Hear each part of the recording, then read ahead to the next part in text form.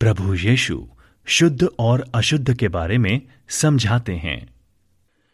यहूदी धर्मगुरु और सब दूसरे यहूदी भी तब तक खाना नहीं खाते थे जब तक कि वे एक विशेष तरीके से अपने हाथ नहीं धोते थे। लेकिन जब कुछ धर्मगुरुओं ने यीशु जी के शिष्यों को बिना उस तरीके से हाथ धोए खाना खाते देखा, तब उन्होंने यीशु जी से पूछा, तुम्हारे शिष्य पूर्वजों के रीति रिवाजों का पालन क्यों नहीं करते? वे अपना खाना बिना हाथ धोए क्यों खाते हैं?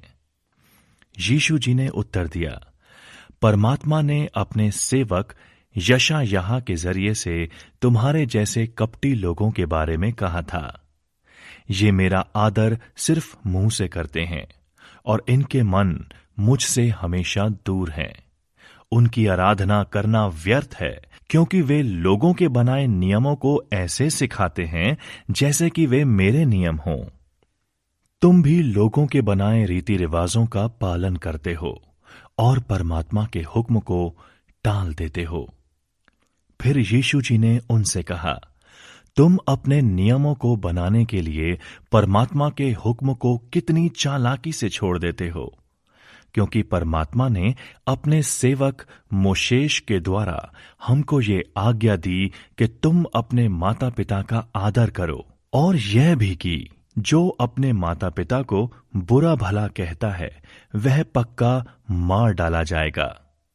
लेकिन तुम अपने हिसाब से इस आज्ञा के बिल्कुल उल्टा करते हो।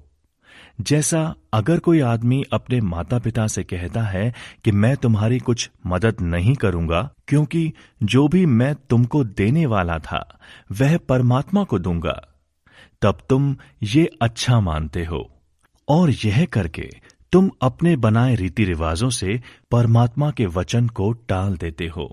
ऐसा ही तुम बहुत बातों को करते रहते हो। यीशु जी ने फिर सब लोगों को अपने पास बुलाकर कहा, तुम सब मेरी बातों को सुनकर समझ लो।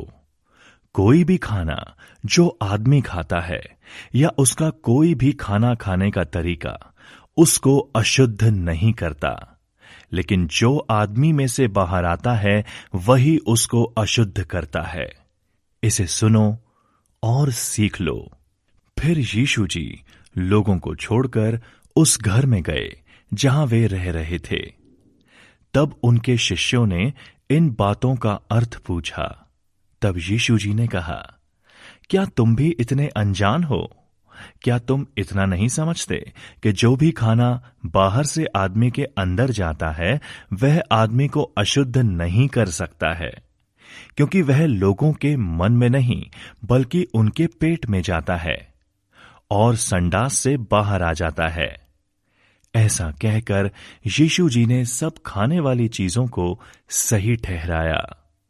यीशु जी ने फिर कहा, आदमी के मन से जो बुरी बात विचार बाहर आता है वही उसको अशुद्ध करता है, क्योंकि लोगों के मन के अंदर से बुरे विचार निकलते हैं, जैसे कुकर्म, चोरी, खून, कामुकता, लालच, शत्रुता, धोखेबाजी, दुष्टता, जलन, बुराई, घमंड, अधर्म, मूर्खता।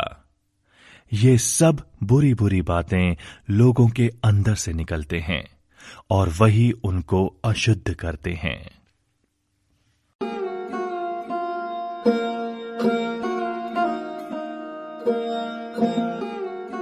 मनन और चर्चा करने के लिए कुछ सवाल। इस वचन में आपको क्या अच्छा लगा? क्या पसंद नहीं आया? इस वचन से आप परमात्मा के बारे में क्या सीखते हैं? इस वचन से आप मनुष्यों के बारे में क्या सीखते हैं? इस वचन से हमें अपने जीवन में क्या पालन करना चाहिए? इस वचन को आप किसके साथ बांटेंगे और कब?